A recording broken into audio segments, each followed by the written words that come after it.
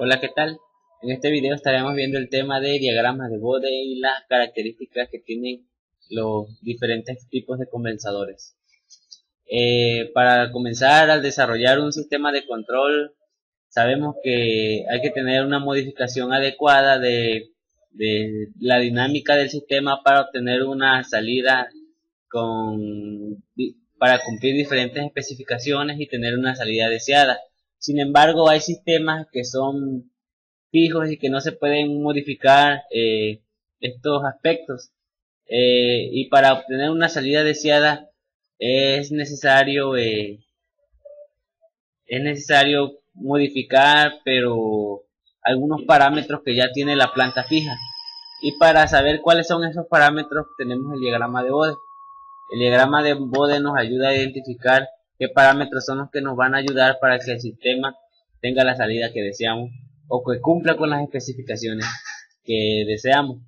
El diagrama de Bode se conforma por dos gráficas, una gráfica de magnitud de frecuencia-tiempo y una gráfica de ángulo de fase. Ambos gráficos se dibujan en una escala de frecuencia logarítmica. Para dibujar el diagrama de Bode hay que tomar diferentes factores como es la ganancia K o J omega, y para comenzar a dibujarlo descomponemos la función de transferencia en factores elementales, indicando para cada factor elemental la subfrecuencia de corte de 0.1, frecuencia de corte y 10. Ordenamos de menor a mayor dichos factores y para cada uno de los puntos a analizar, si el sentido de cambio es positivo por múltiplos de 45, es con flechas hacia arriba, y si el sentido de cambio es negativo por múltiplos de 45 grados, es con flechas hacia abajo. Una vez incorporadas las flechas del punto anterior, se comienza a dibujar el diagrama aproximado de fase. Y una vez analizadas todas estas flechas de frecuencia de corte, se toman en cuenta los factores elementales de S, que del tipo polos y ceros en el origen del término constante. Si están presentes polos y ceros complejos, incorporar el quiebre correspondiente, un punto de corrección que indique el error cometido. Y aquí tenemos la gráfica de un diagrama de Bode en estado estable. Cuando hacemos un diagrama de Bode, lo que obtenemos al final es un compensador que ayuda al sistema a que tome los parámetros requeridos para que tengamos al final una salida deseada. Pero existen tres tipos de compensadores: de atraso, adelanto y atraso-adelanto, y a continuación veremos las características de cada una de ellas.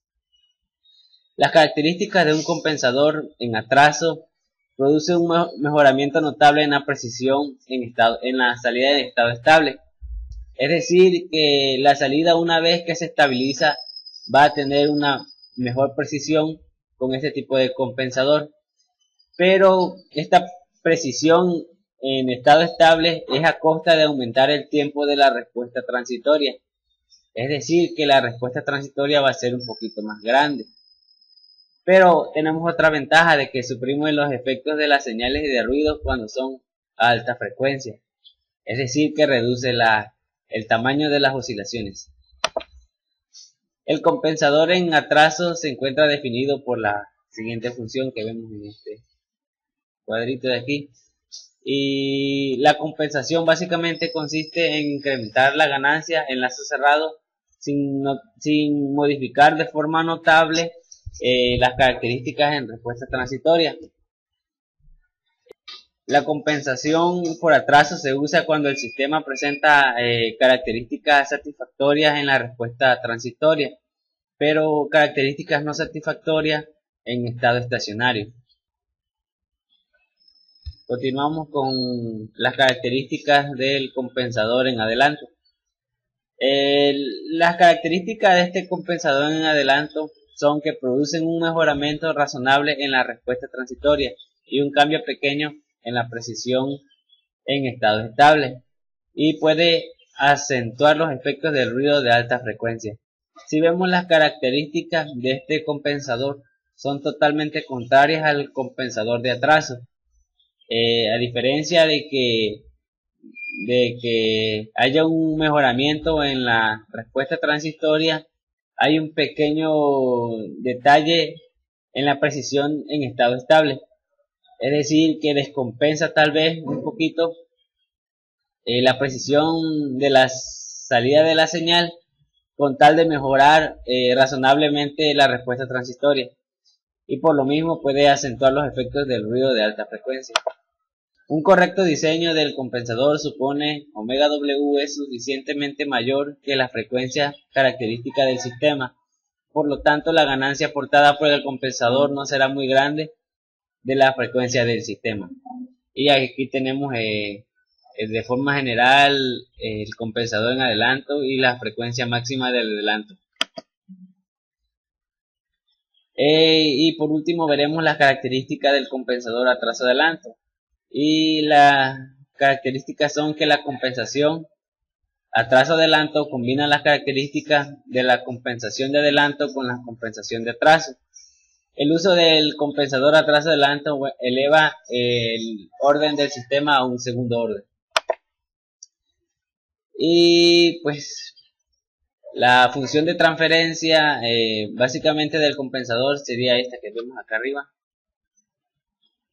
Y al diseñar un compensador de atraso y adelanto es común seleccionar Y mayor que beta, igual que beta, mas no es necesario, en general no es igual. Y bueno, estas han sido las características de los compensadores y en forma general lo que es un diagrama de Bode.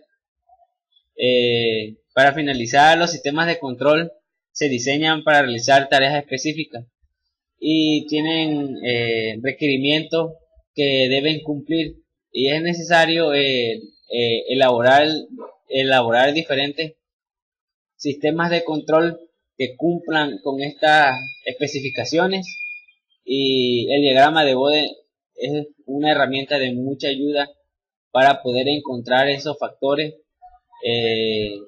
para que el sistema de control cumpla con estas especificaciones.